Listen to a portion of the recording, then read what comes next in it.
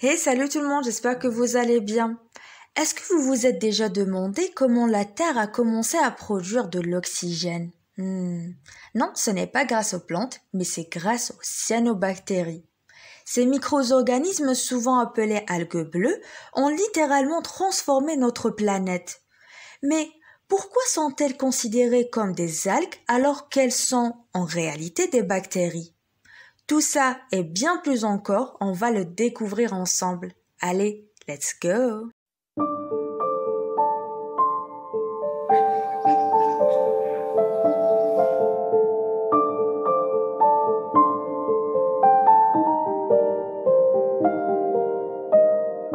Les cyanobactéries. Elles appartiennent au groupe des cyanophyta, dans le domaine des Eubacteria. Ce sont les seules algues prokaryotes, c'est-à-dire elles n'ont pas de noyau ni d'organites comme les chloroplastes.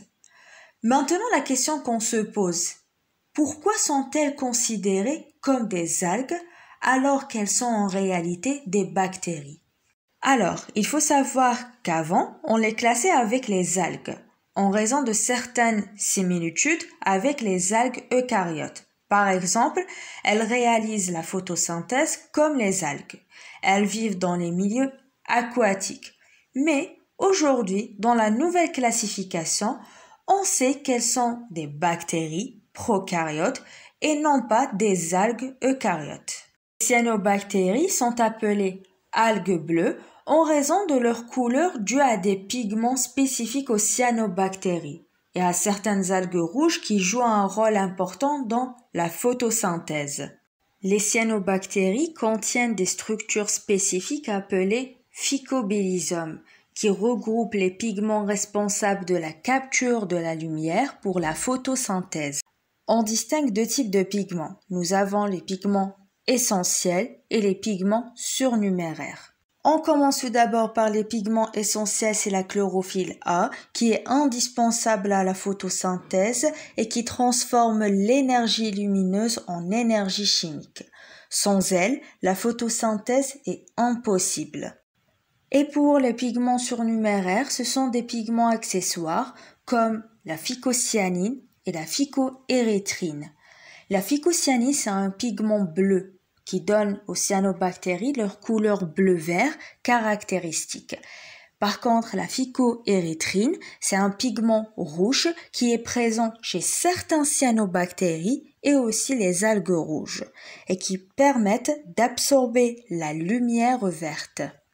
Elles peuvent présenter des caroténoïdes, en particulier la myxoxanthophylle, qui n'existe chez aucun autre groupe d'algues et elles ne possèdent jamais de lutéine.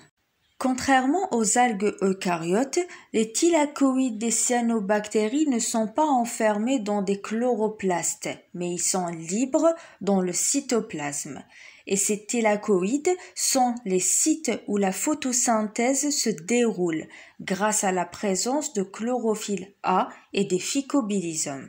La paroi des cyanobactéries, elle est constituée de muréine ou peptidoglycanes et elle leur confère une protection rigide essentielle pour leur survie dans des milieux variés. Les cyanobactéries ont une organisation cellulaire simple, mais leur structure interne est bien organisée pour assurer des fonctions importantes comme la photosynthèse et la survie. Voici comment leur cellule est divisée. Nous avons le centroplasme et le chromatoplasme. Le centroplasme, c'est la zone centrale claire, c'est-à-dire c'est la partie située au centre de la cellule et qui est claire car elle ne contient pas de pigments colorés. Dans le centroplasme, on y trouve de l'ADN diffus, des plasmides et des réserves. Ensuite, nous avons le chromatoplasme, c'est la zone périphérique sombre, c'est-à-dire la partie située à la périphérie de la cellule. C'est ici que se trouvent les structures responsables de la photosynthèse. On y trouve les thylakoïdes avec des granules de chlorophylle A et des phycobilisomes contenant des pigments surnuméraires comme la phycoérythrine et la phycocyanine. Les cyanobactéries présentent différentes formes. Nous avons la forme cocoïde, filamenteuse et coloniale. Pour les cyanobactéries en forme cocoïde, ils sont constitués d'une seule cellule individuelle unicellulaire. Elles ont une forme ronde ou sphérique. Puis, les cyanobactéries filamenteuses, ils sont formés de chaînes de cellules alignées et ces chaînes sont appelées trichomes qui peuvent être droites, ondulées ou spiralées. Elles peuvent glisser pour se déplacer et ont souvent des hétérocystes pour fixer l'azote. Et en dernier, les cyanobactéries coloniales regroupent plusieurs cellules en amas organisées, souvent maintenues par une substance gélatineuse appelée mucilage. Et ces colonies peuvent être sphériques, rectangulaires ou irrégulières. Passons maintenant à leur reproduction. Il faut savoir que les cyanobactéries se reproduisent uniquement de manière asexuée. Donc, elles ne se reproduisent pas sexuellement, pas de gamètes ni de fécondation. On distingue principalement deux grands mécanismes de reproduction asexuée. Nous avons la cisparité, c'est la division binaire simple, et la reproduction par spore, les sporocystes. Donc, on commence par la division binaire. C'est le mode de reproduction le plus courant. Une cellule mère se divise en deux cellules filles identiques, permettant une multiplication rapide des cyanobactéries. Ce processus est simple et très efficace, favorisant leur prolifération dans les milieux aquatiques. Passons maintenant au deuxième mécanisme de reproduction, c'est la reproduction par spore. Ici, il faut savoir que certaines cyanobactéries produisent des spores qui sont des cellules spécialisées pouvant survivre dans des conditions difficiles, comme le manque de nutriments, sécheresse, etc., avant de donner naissance à de nouvelles cellules. Bon, ici il faut savoir qu'il existe deux types de reproduction par spore. C'est selon la forme des cyanobactéries. Et nous avons deux formes, soit sous forme unicellulaire ou bien sous forme filamenteuse. Et il faut savoir aussi entre parenthèses qu'il y a des spores qui présentent comme fonction la reproduction et d'autres la survie comme les akinètes qu'on va voir par la suite. Alors on commence petit à petit par les spores qui présentent comme fonction la reproduction chez les cyanobactéries unicellulaires. Les cyanobactéries peuvent produire deux types de spores. Nous avons les endospores et les exospores. Pour les endospores, elles se forment à l'intérieur de la cellule mère avant d'être libérées lorsqu'elle éclate. Par contre, les exospores, elles bourgeonnent à l'extérieur de la cellule mère avant de se détacher pour former de nouveaux individus. Maintenant, chez les cyanobactéries sous forme filamenteuse, ici il y a deux types de spores.